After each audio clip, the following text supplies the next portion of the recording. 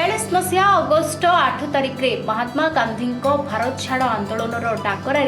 British सरकार विरुद्ध में भंडारी पोखरी एक जनजागरण सृष्टि कर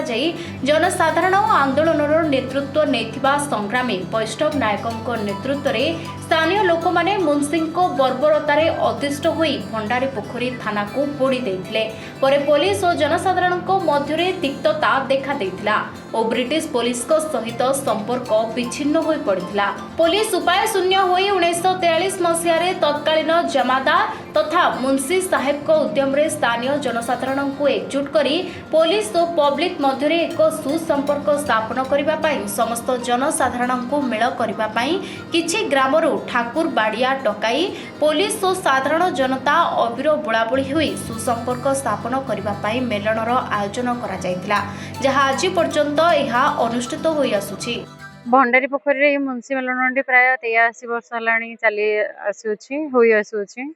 जोटा कि पुलिस और पब्लिक भितर सुसंपर्क रक्षा करने पर्वटी पालन कराए। 1942 मसीह भारत छाड़ आंदोलन जो महात्मा गांधी डाकरा देते से समय यार प्रभाव भंडारी पोखरी प्रथम पड़ा जहाँ को लेकिन भंडारी पोखरी स्वाधीनता संग्रामी माने 1942 मसीहा अगस्ट 17 तारिख दिन भंडारी पोखरी थाना को पोड़ी देते भितर संपर्क खराब होगा 1943 मसीह पुलिस और पब्लिक भितर संपर्क को भल संपर्क को फेरे आने पर्वटी पालन कि माने एटा 1942 मसीह पालन हो आसुची क्विट इंडिया मूवमेंट टाइम रे जितेबाला आमर ये थाना पोड़ी होता अगस्ट 17 रे तापर मेलण रे माने इतने बड़ समारोह गोटे हो चलती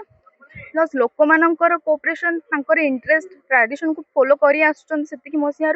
आ मु आशा करूँ आगु को भी बहुत बहुत आगु को बहुत बढ़िबो आ एटा समाज को गोटे बहुत भल वार्ता प्रेरणा करुच्ची कि माने एक्चुअली पब्लिक मानकर काम होची